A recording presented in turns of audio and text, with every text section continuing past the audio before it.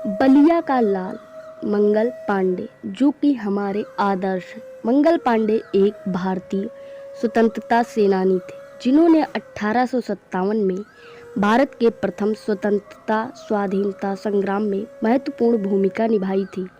वो east India company की 34वीं Bengal infantry के सिपाही थे। तत्कालीन अंग्रेजी शासन ने उन्हें बागी करार दिया, जबकि आम हिंदुस्तानी उन्हें आज़ादी की लड़ाई के नायक के रूप में सम्मान देता था और देता रहेगा।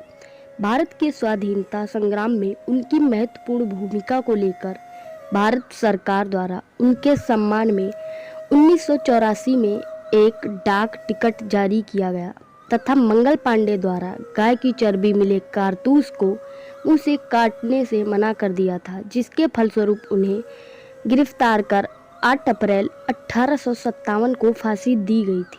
मंगल पांडे का जन्म भारत में उत्तर प्रदेश के बलिया जिले के नकवा नामक गांव में एक ब्राह्मण परिवार में हुआ था। इनके पिता का नाम दिवाकर पांडे, जो कि ब्राह्मण होने के कारण मंगल पांडे सन 1849 में 22 साल की उम्र में ब्रिटिश इंडिया कंपनी की सेना में नेटिव इन्फेंट्री की 34वीं बटालियन में भर्ती किए गए, जिसमें ज़्यादातर सैनिकों की संख्या ब्राह्मणों की भर्ती की जाती थी। विद्रोह का प्रारंभ एक बंदूक की वजह से हुआ। सिपाहियों को पैटर्न 1853 एनफील्ड बंदूक दी गई, जो कि 0.577 कैलिबर की बंदूक थी। वह पुरानी और कई दशकों के उपयोग में लाई जा रही थी। ब्राउन बैस के मुकाबले में शक्तिशाली और अचूक थी। नई बंदूक में गोली दागने की आधुनिक प्रणाली प्रिकसन कैप का प्रयोग किया गया था, परंतु बंदूक में गोली भरने की प्रक्रिया पुरानी ही थी।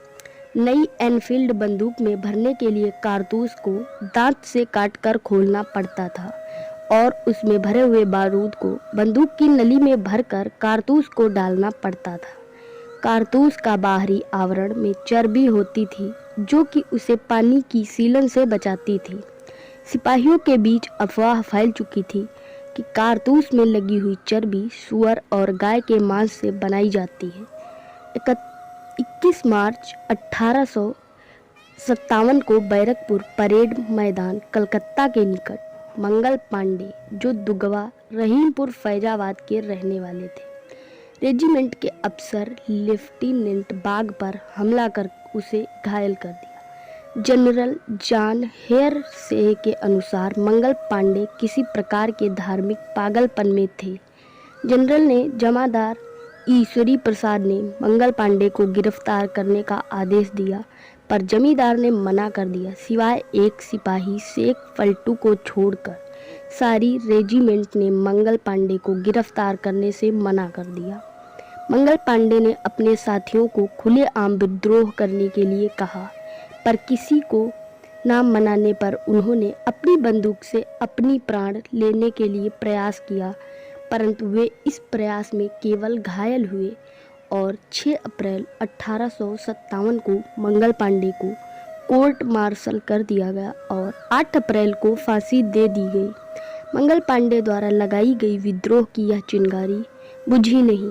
1 महीने बाद 10 मई सन 1857 को मेरठ की छावनी में कोतवाल धन सिंह गुर्जर ने नेतृत्व में बगावत हो गई और गुर्जर धन सिंह कोतवाल इसके जनक के रूप में सामने आए। यह विप्लव देखते ही देखते पूरे उत्तरी भारत में फैल गया, जिससे अंग्रेजों को स्पष्ट संदेश मिल गया कि अब भारत पर राज्य करना उतना आसान नहीं है जितना वे समझ रहे थे। इसके बाद ही हिंदुस्तान में 34,735 अंग्रेजी कानून यहाँ की जनता पर लागू किए गए, ताकि मंगल पांडे सरीखा कोई सैनिक दोबारा से बगावत ना कर सके। और तभी से शुरू हुआ था हमारे 1857 की क्रांति, और मंगल पांडे जी उस क्रांति के प्रथम योद्धा थे। जानकारी कैसी लगी कमेंट बॉक्स में बताइएगा। धन्यवाद। जय हिंद।